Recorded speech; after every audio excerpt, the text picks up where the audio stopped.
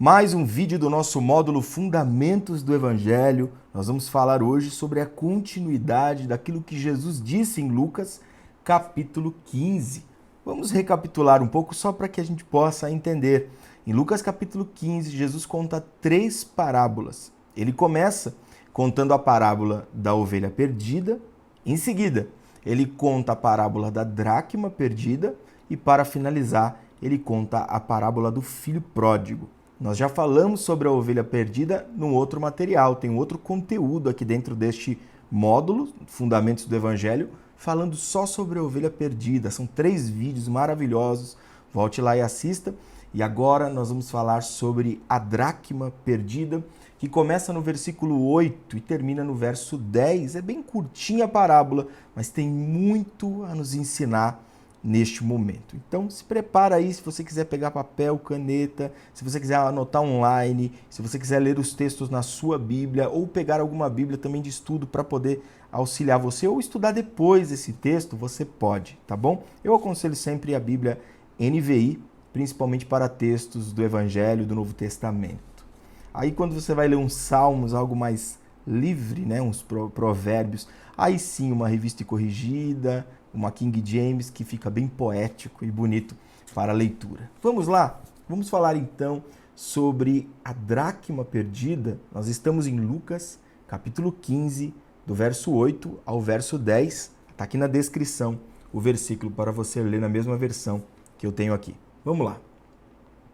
Ou, ele terminou a parábola da ovelha perdida e agora ele vai começar a parábola da dracma perdida. Então ele começa assim: ou, continuando a história, qual é a mulher que, possuindo 10 dracmas e perdendo uma delas, não acende uma candeia, varre a casa e procura atentamente até encontrá-la? E quando a encontra, reúne as amigas, as vizinhas e diz: alegrem-se comigo, pois encontrei minha moeda perdida. Eu lhes digo que, da mesma forma, a alegria na presença dos anjos de Deus por um pecador que se arrepende. Vamos compreender aqui que Jesus conta 3 parábolas: a ovelha perdida, a dracma perdida e o filho pródigo. Nas 3 parábolas nós temos algo que se perdeu ou alguém que se perdeu, algo que está perdido. E quando nós vemos algo que está perdido, nós entendemos o quê? Que tudo que está perdido precisa ser encontrado, precisa ser achado. Jesus está trazendo uma mensagem, a resposta de Jesus é aos fariseus. Mas esta mensagem também cabe aos publicanos e pecadores que se assentavam ao redor de Jesus naquele momento. Então é uma mensagem que, ao mesmo tempo que confronta a religiosidade, ela também afaga, ela também abraça aqueles que são excluídos, que são os publicanos, pecadores, prostitutas, os beberrões, os excluídos da sociedade, que já não tinham mais condições de ir até o templo e pagar por sua dívida. Deixa eu explicar essa questão da dívida mais uma vez. Eu expliquei em Ovelha Perdida e eu vou explicar aqui de novo. Você tinha uma conta a pagar quando você cometia um erro.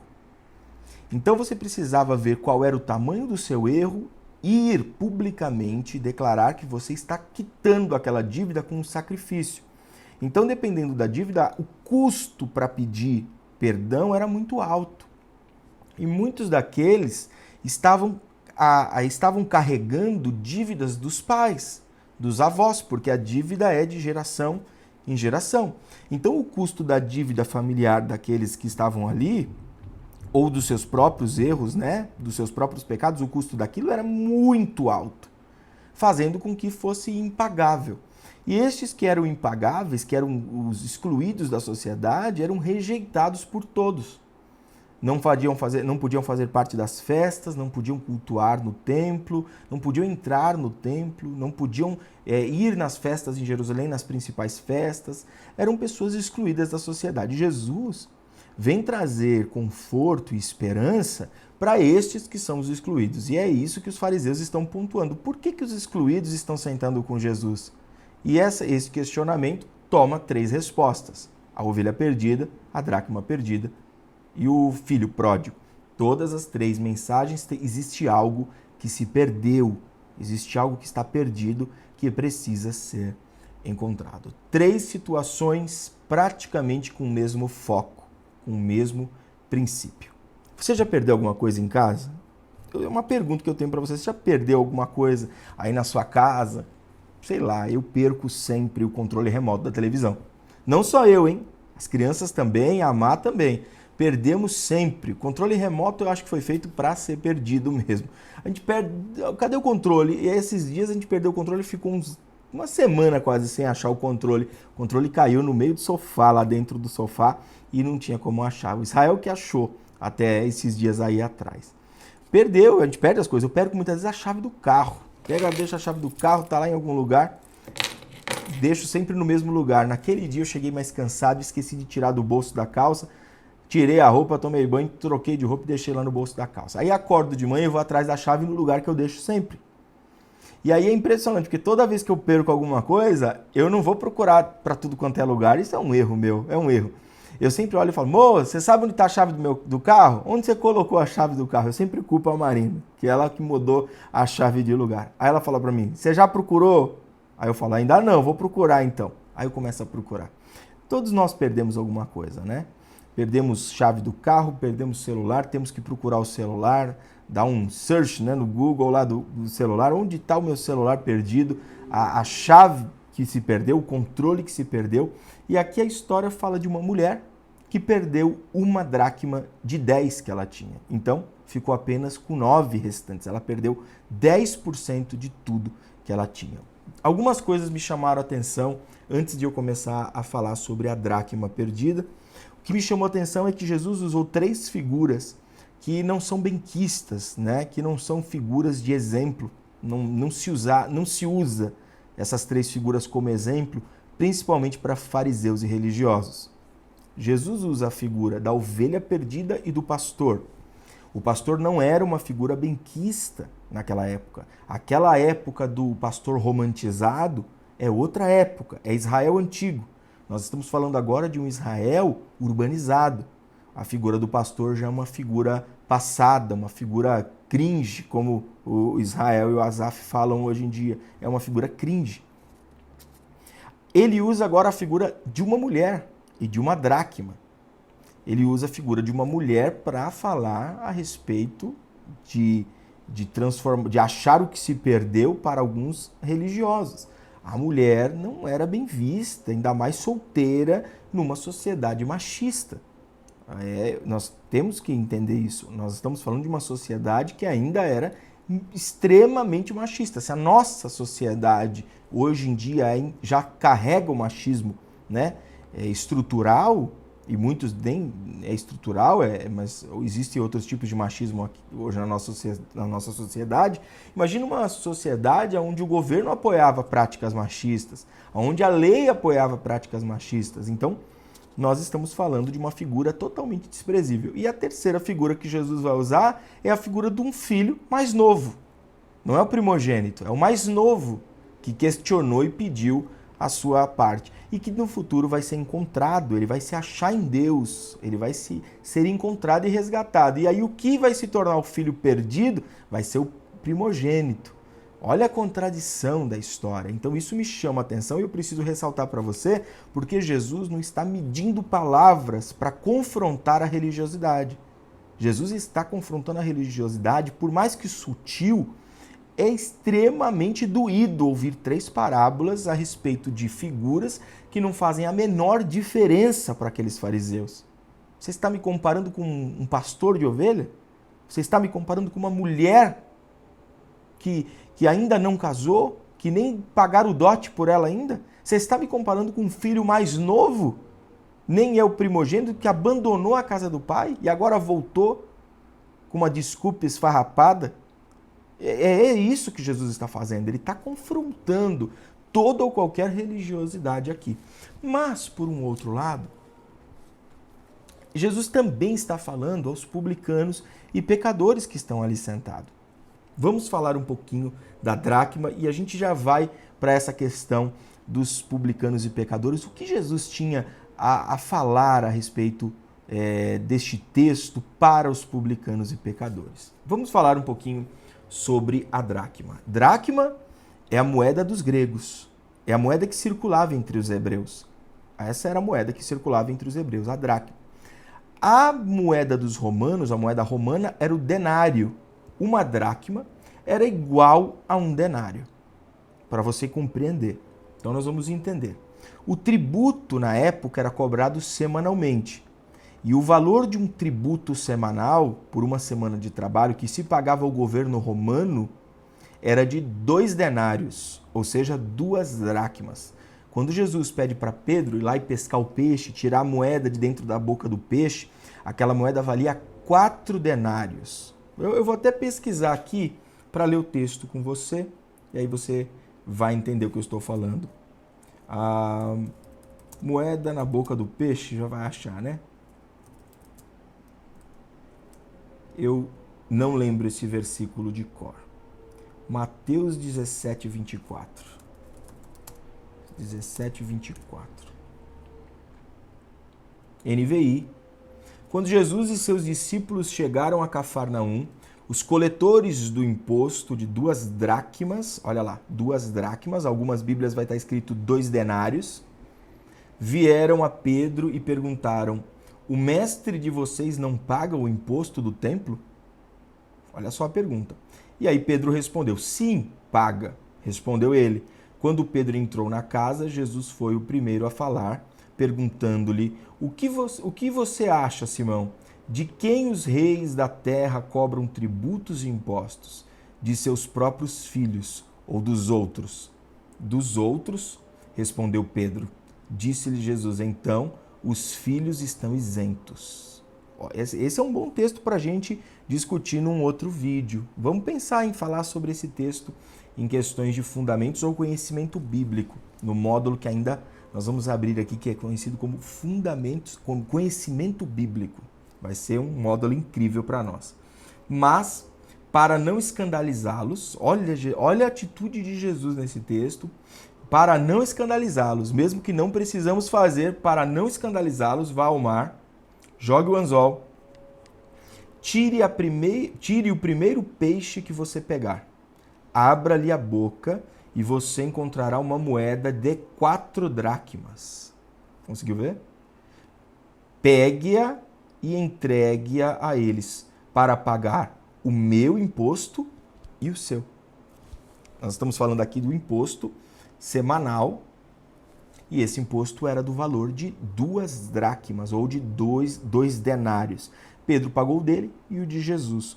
Então, o valor da dracma aqui não era só uma moeda, era uma moeda de um valor estimável. Geralmente se ganhava, em média, de 1 dracma por dia trabalhado. Então, um período de trabalho duro, inteiro, o dia todo, o pagamento era de 1 dracma.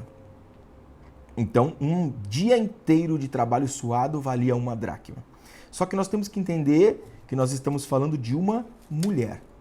Nós não estamos falando de um homem forte que vai fazer um trabalho duro. Nós estamos falando de uma mulher. Sendo que se fosse trabalhar na colheita, que era uma atividade extremamente forte em Israel na época, a colheita, os homens fortes colheriam por 1 dracma. Depois, os escravos de alguns senhores poderiam colher para si aquilo que caiu ao chão, e depois viriam as mulheres. Então nós temos que entender que existe uma ordem aí, sendo que para essa mulher ganhar 1 dracma trabalhando ia demorar muito tempo. Como essa mulher conseguiu as dracmas? É bem provável que algum homem já tinha se declarado a ela, pago o dote a ela, e dava para ela 1 dracma por dia ou por semana, para que ela guardasse aquela dracma até o dia do casamento. E por que ela guardaria até o dia do casamento? Porque o povo hebreu, o povo galileu ali, o povo hebreu, eles eram tão pobres, tão necessitados e eram tão esfolados pela questão dos impostos, que o véu da mulher no dia do casamento era colocado algumas dracmas. Assim, algumas dracmas que o homem deu para ela reservar, e aquilo mostrava o valor dela no casamento. Para você ver o desnível social entre os romanos, gregos e hebreus, os hebreus estavam muito abaixo financeiramente. Então, algumas dracmas penduradas no véu já demonstrava valor. Tem mais algumas curiosidades que a gente precisa falar aqui. O casamento romano, ele era feito geralmente com pedras preciosas. Então, as pedras preciosas iam nos vestidos das mulheres, muitas pedras preciosas e muitos brilhos. O casamento grego tinha muitas flores, mais coisas naturais. Então, assim, se você olhar o nosso casamento hoje, não é o tema deste vídeo, vai ser um vídeo resposta que logo eu vou gravar aqui também. O nosso casamento, ele traz muito da cultura romana e da cultura grega. Flores e brilho. Traz muito dessas culturas. O nosso padrão de casamento, noiva entrando depois do noivo, noiva de branco, muito brilho, flores, é sim uma apropriação cultural e isso vem de origem do paganismo, não do cristianismo, como nós imaginamos. Então, nossa prática de casamento vem do paganismo. É um sincretismo trazer isso para dentro da igreja. E os hebreus não tinham pedras preciosas e nem flores para colocar em seus casamentos, né? O casamento de Canaã da Galileia é um casamento de uma sociedade mais alta, que tinha comida e bebida para todos em abundância, e acabar foi um susto. É uma outra circunstância. Aqui nós estamos falando da grande maioria dos hebreus que são necessitados e algumas moedas, algumas dracmas no véu da mulher. Se você não viu, procure lá no Google, mulher judia casando ou véu da mulher judia casando e vai aparecer algumas imagens de algumas dracmas. Até se você procurar dracmas, eu acredito que apareça. Umas mulheres, fotos assim de umas mulheres com umas dracmas ou até algumas pinturas que tinham as dracmas penduradas. Pensando assim, quando aquela mulher perdeu uma dracma, ela não perdeu 10% de um dia, ela não perdeu um dia de trabalho. Não foi isso que ela perdeu. Ela perdeu ali algo que tinha muito valor para ela. Talvez não tinha preço, mas tinha muito valor agregado para ela. Porque no dia do casamento ela ia demonstrar o grande valor que aquele homem prometido que pagou o dote por ela, deu por ela. Então ia mostrar o valor dela à sociedade. Já tínhamos uma sociedade machista, nós tínhamos que mostrar que existia alguém que deu valor a ela e ela guardava aquelas dracmas. Diz que no mesmo momento ela acendeu a luz e foi a procurar.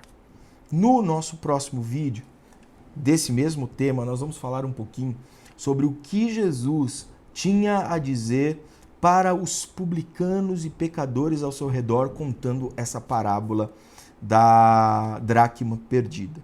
E aí nós vamos falar sobre esse caminho de Jesus. E no último vídeo, nós vamos falar o que Jesus estava dizendo aos fariseus e religiosos. Nós vamos abrir, então, nós vamos bifurcar agora o caminho dessa mensagem e falar no próximo vídeo o que Jesus estava falando aos publicanos e pecadores. E o que, no terceiro vídeo, o que Jesus estava falando aos fariseus e religiosos. Posso garantir para você uma coisa. Tanto o que Jesus diz aos publicanos e pecadores, quanto aquilo que Jesus diz aos fariseus e religiosos, serve para a nossa vida. Abri aqui algo meu. Realmente, estudando essa palavra e compreendendo o que Jesus tinha a dizer, eu me enquadrei muitas vezes aos publicanos e pecadores, me enquadro entre eles até hoje, e muitas vezes já me encarei como os religiosos.